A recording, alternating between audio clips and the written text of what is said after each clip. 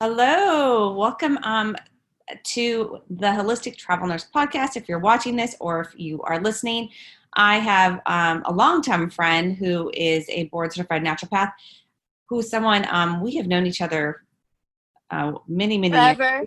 forever. We grew up together. We did evil stuff when we were kids together. She would do evil stuff with me, and now she is like this. Living in San Francisco, changing people's lives and helping people take care of their health naturally, and is doing it herself. I mean, she can tell a story about like her own health. And we are going to talk about all things vitamins and your immune system and how important they are to your health. And this is going to be a great conversation, especially since I just read an article about them wanting to do more high doses of vitamin C just with the COVID virus. And I thought, oh, well, that's very intriguing. And so, Celeste, thank you for being on. Thanks for talking with us and giving your expert advice during this time. Thank you, Nurse Naomi. Great to see you. Yes. And vitamin C, absolutely. You know, it takes a large dose of vitamin C to get a real kind of pharmaceutical dosage, as we like to say. It's usually around 1,000 milligrams that we need of the vitamin C to really get a lot of the benefit out of it. And especially when you're talking about getting enough vitamin C, it needs to be bioavailable.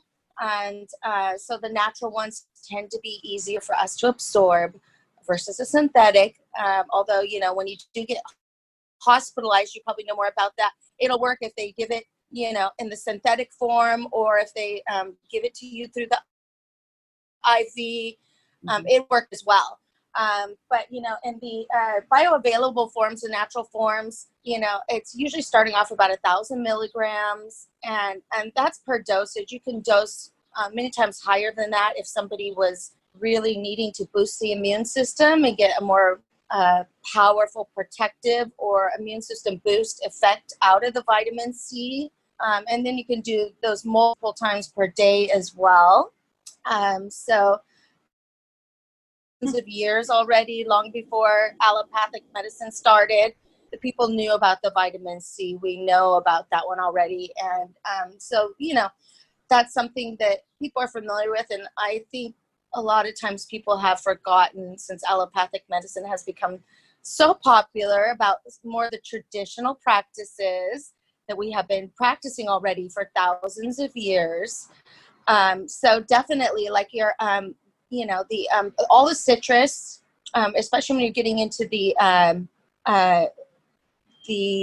extracts. Okay, so if you're getting an extract or you're getting an essential oil, where you're getting a much more potent version, and then you have some of the fruits that are really high, like the acerola cherry. That's a very popular one now. You can get really potent extract of the acerola cherry, very high vitamin C. Some of these things, we've used those cherries for thousands of years already. We know they're good for us, and we can now even get them in a much easier way. They've already been concentrated into a little tablet or whatnot for us, or mixed into our vitamin and mineral mix. But a lot of people are deficient, aren't they, Nurse? I mean, I think people don't realize that the general public have a lot of deficiencies in the vitamins and minerals. Yep. And I've been hearing about vitamin D as well. Yes. Like people getting, and the vitamin D, has such a major component to the immune system. So it's not just for the bones. I know we used to always talk about the vitamin D for the bones and the children when they're growing. We know how essential that is, but the bones pretty much create the immune system as well. So that's where it's not just made. Yeah. Not just the growing bones, right? The people, the adults as well, when the bones are fully grown. Got to support the bones to support the immune system. And that vitamin D is essential. They found that people are deficient in vitamin D. A lot of where the immune system is being a role in the what they're testing for. Absolutely. It kind of makes sense when I think about the anatomy of it, is because or your white blood cells, red blood cells, all are made in the bone marrow of your bones. So Right. he takes a place in all of that. So that makes perfect sense. And people, especially where I'm at in Oregon right now, they don't get enough sunshine. Yeah. Oh, yeah. And it was strange. Even when I was over in the Middle East, they were very deficient in vitamin D, especially the local. Now, they covered themselves in light fabrics. So Yes. they were pretty well covered. They didn't get a lot of sun exposure.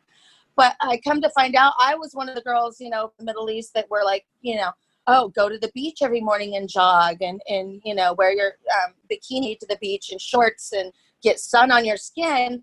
And I even became deficient in vitamin D at one point while I was there when I tested one time. So, which was unusual for me. I had never been before. So it's strange. Yeah. And I was getting exposure.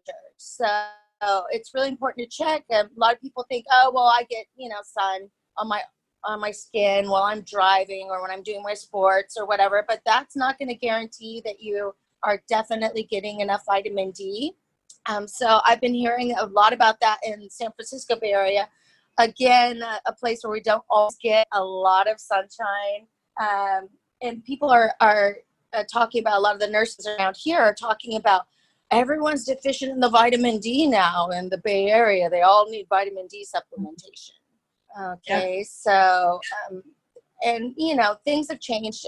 Things are always changing. So that definitely is what we need now. It's not just for the growing children, us adults as well. And the vitamin C always, these are ones I'm typically using, but I'm always kind of practicing a boost the immune system protocol and modulate the immune system protocol as well, since I had dealt with some issues with the blood sugar since I was a child, and for the children's juvenile type of blood sugar imbalances typically caused by immune systems. So I've been dealing with that for a long time. I'm always getting all those nice things for the immune system. Absolutely, because I did see a clip today of someone saying, well, we're seeing people that are pre-diabetic, and mostly I think it's either, they haven't said if it's type 1 diabetes or type 2, but those are the ones that have been very sick with complications with the COVID-19, and it makes sense. And yeah, but it makes sense because having high sugars, you know what it does. Oh yeah, pre-diabetic level, that means their blood sugars are running high, so they're definitely not running at optimal levels. And I'm all about the technology, the allopathic medicine, love it. You know me, darling. I've got my little cyborg things connected. I know all about the tech as well, the modern technology, the modern medicine. Love you guys. But you got to support yourself naturally as well. So that's something when you're talking about kind of that pre-diabetic range, that's something that's almost always dependent upon the diet. Okay. Yeah. And then again, the toxins and things that we're exposed to constantly as well. That's how they do it in the laboratory for the rats or the mice, is they will zap them with a chemical to create diabetes in mice or rats in the lab. And so we know that toxic chemicals will also cause that. Okay. Not only the unhealthy diet that's high in carbs, high in animal fats, and the things that we know are not kind of the optimal diet for wellness. People need to, keep a low to medium range of normal blood sugar to be at optimal.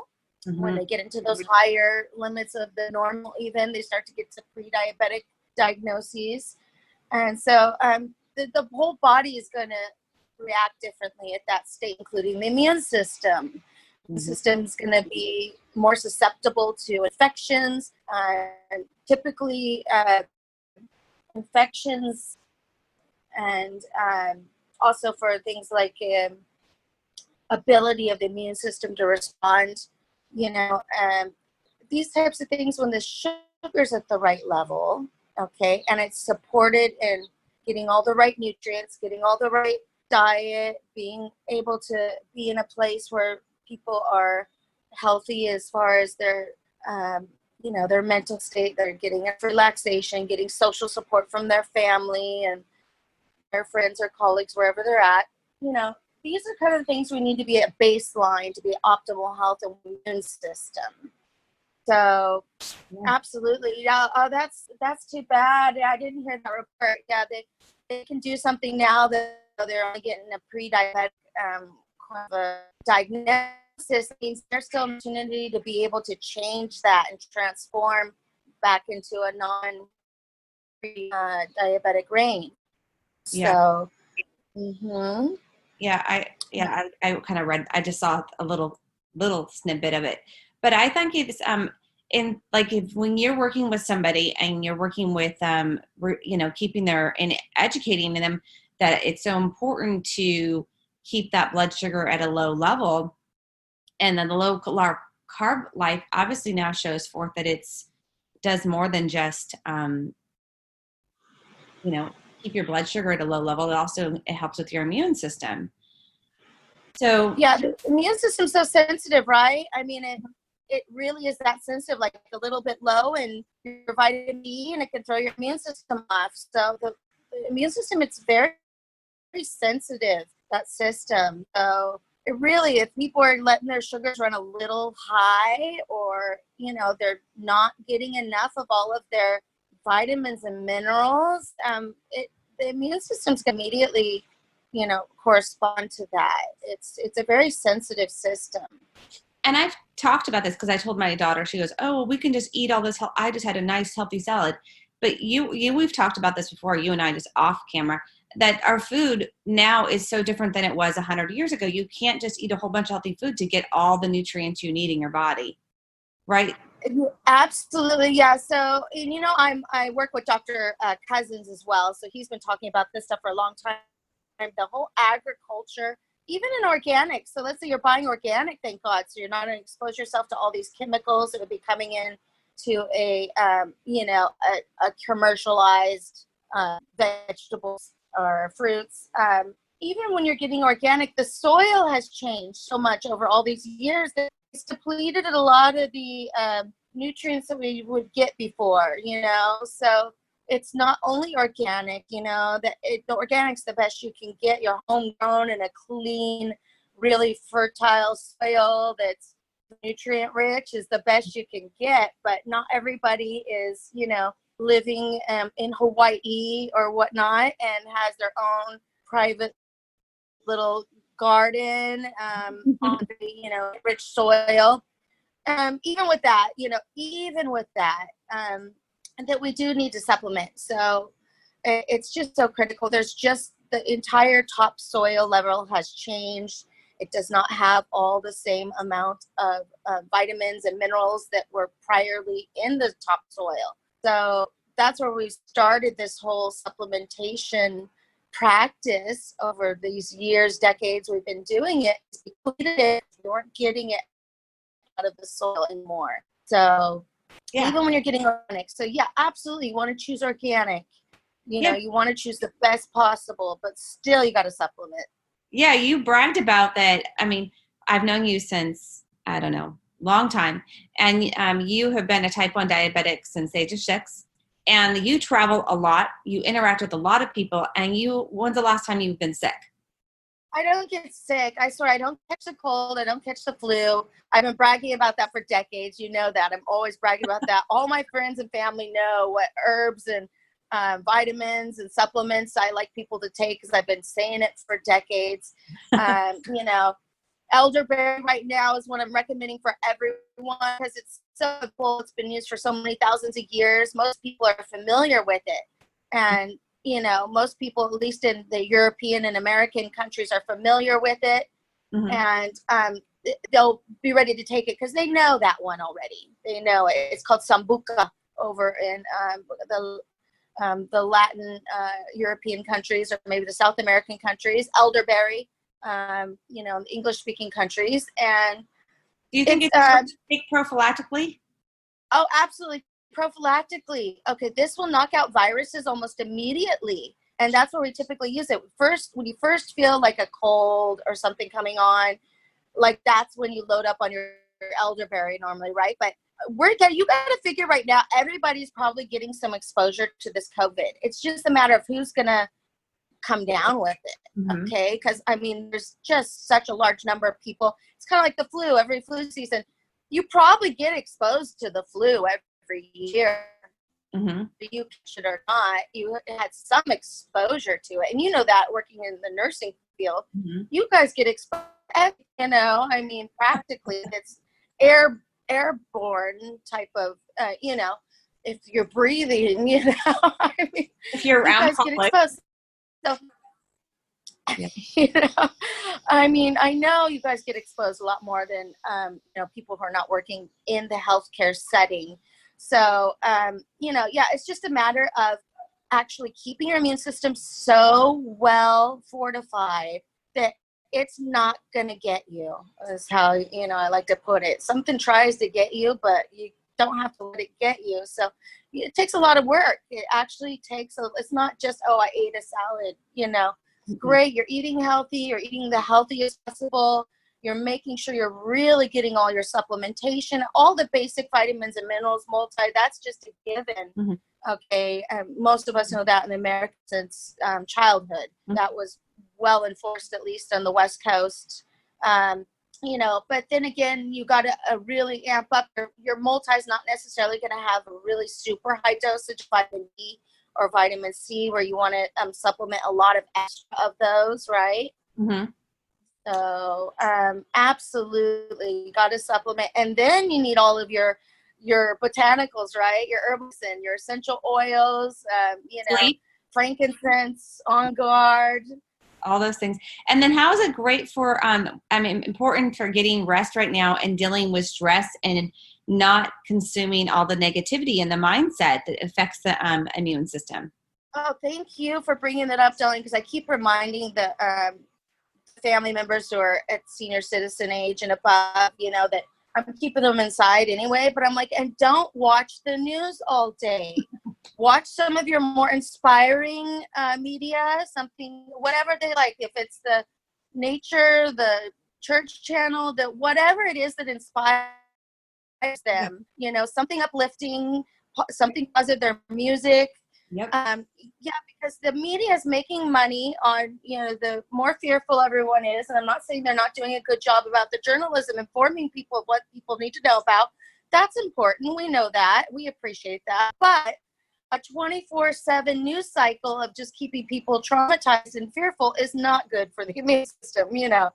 Yeah. So get your morning dose of news or your touch in a couple times a day just to follow up on what's going on for the current events. And then, you know, don't keep watching the news cycle all day. It's just traumatizing the elders right now. They are so fearful, and it's absolutely not going to help the immune system. Oh, I agree.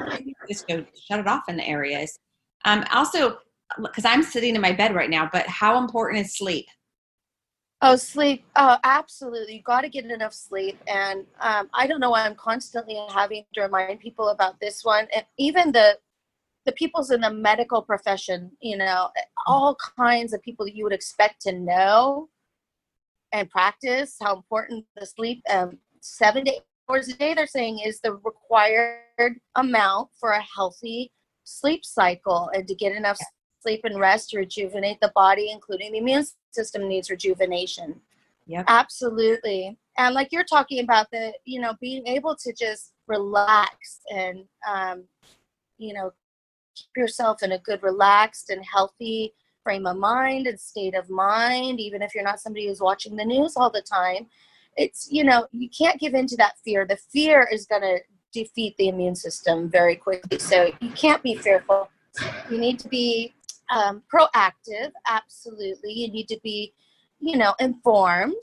But part of that is knowing that you need to keep a very strong, powerful, healthy balance of well-being and getting enough sleep, you know. And you nurses know a whole lot more than the rest of us in the world, but, you know, at least those of us who are practicing these parts are going to be well equipped to, you know, stay strong, stay healthy during this outbreak, and, you know, not have to end up in the nurse's care, you know. Oh, yes, absolutely. I also said I'm also encouraging people at this time to do something for our elderly, something those at risk. I mean, if they have a neighbor or a loved one, a friend that they or a family member they're in the same city with, they could go shopping for them. If they can go out and do the shopping for them, then they should be doing that for them right now. Absolutely. We should be doing something to support our communities that are higher at risk. That's what I was doing. I was shopping for the seniors in the family, and I instituted a rule that they're not even allowed to open the door for deliveries that get sent over. The deliveries get left on the table on the porch. They don't need to say hi to the delivery guy. I'm like, they got tipped in advance already on the app. They'll just leave it on the table on the porch. Yeah, but I definitely stock them up for at least a month at a time, or and the elders are just so much more affected than everyone right now. So, and they're the most fearful. They have more time to sit around and watch the news and everything. So they don't need to be the most fearful, but they're getting more exposure to the kind of the news feeds and everything, even if they're flipping through trying to find something more positive to watch. So just reminding them to, really, be relaxed. Don't watch that so much, and keep their positive media going. Fine. They definitely don't need to go out and grab a beer. It's not necessary. Yeah, I agree. I totally agree. And I'm doing the same thing with my parents, and telling them that they can do the delivery service when it comes to getting groceries right now. I think that's amazing. And I love that there are people out there that can do that. And there are other people that, that you can support right now. You can make them a little packet of something, and make them hand sanitizer with essential oils or something for them. And something also maybe to use the oils for their mood and their stress right now too, because it will help it be calm. Your diffuser on and put some calming lavender or cedar wood or something in it that is very calming to the body and going to help with keeping things mellow. Mm-hmm. That lavender is so good. Yeah. It's such a good idea. Body wash. Tell them to just take more time out and, soak in the hot tub. Relaxation. Yeah, hot tub. There you go. A nice hot bath or shower. That's exactly, yeah. And some incredible herbal tea, as we are both drinking some herbal tea. What are you drinking in the tea this morning? So I'm doing cemento and ginseng. My ginseng is a triple ginseng, so it's got the Panax out of Asia, and it's also the American ginseng in there. And that cemento is the Eukarya tomentosa, like the cat's claw. Mm-hmm. But this one, it's a THC-free variety. Those are out of Peru. Those are amazing. The Eukarya tomentosa, I recommend it. It's easier to find the regular cat's claw that does have the TOA, but they're both very powerful. And how's the tea taste? The one without the TOA is much more powerful. How is the TOA? How does it taste? Oh, it's great. Yeah, well, I use stevia, so I can make anything almost taste good. Yeah. Absolutely. I have like a lemon something tea this morning, but yours sounds a little bit healthier than mine. So, well, I had to get the supercharge. Yeah, you got to do it. Like you were saying, some of us could probably be more vulnerable at this time, but you'd be, if you're doing all these things. I know a lot of my physician, Dr. Gabriel Cousins as well, 75 years old. This guy's like a Superman. You cannot believe the athletics he does, amount of yoga he does, and him and his wife, they're just unbelievable. And they're practicing all these natural health things absolutely with the supplements, essential oils, and the positive reinforcing, energy, the getting enough rest. They practice it, and they're real example of people who are not aging as their chronological age is getting up there. He's done more push-ups, I think, on his 75th birthday than he had done previously as a football player even. So that is really there's cool. some good leaders to watch. Well, you can tell him. I send my info to him. I'd love to have him on my podcast. I'd love to chat. Oh yeah, absolutely. I will pass it along to the doctor. Yeah, good. It's very cool. I really think that this is a great time to, to educate people and support people. This is why Celeste has been on my Zoom calls and then been able to answer questions when people, and I appreciate that, Celeste. You've been on the Zoom calls that I've done with people, and there was a huge group of people we had on a Zoom call, and everybody came together, and we all taught of how we can support our immune system, how we can deal with anxiety right now, how we can all just come together, and then how can we help those that are at risk. So I really appreciate you coming on and being that expert voice in there. You can say I just appreciate it, because it's just nice to have all these different people with different ideas, and when it comes to managing and taking care of our health, because self-care is really the next healthcare system. It really is. And then people should see this more than any time than in the past, because how well you take care of yourself as to how well you're going to manage a virus or any kind of other possible thing that could happen and be thrown in your way. Say an incident that happens, and out of your control incident, how well you handle and heal from that is how well you're taking care and how well you're doing self-care. So I think it's so crucial and important, and I thank you for giving us your words and wisdom. Well, thank you for all your work, Nurse. I'm so impressed with all you're doing, and being such a leader and the holistic nursing, leader, one of the, superstars in holistic nursing. We need more of our nurses to be holistic and more of our physicians to be holistic as well. And I just love that you're supporting people and doing all this work to, help the people you're doing. I know you're doing this all for free. It's amazing how much you've been doing. It's such a blessing. Thank you so much. Yeah, it's out of my heart and out of my respect. And I would rather people listen into our conversations and gain something, and then maybe even take it off more and go and invest in their health. I've been reading the book Dirty Genes right now. Really fascinating book. So always investing in something that you're going to educate your mind and educate how to take care of yourself is so important, because I don't want you to be my patient in the hospital. I don't. Exactly. Hello. Yeah, exactly. Right. Yeah. That's right. Prophylactic, right?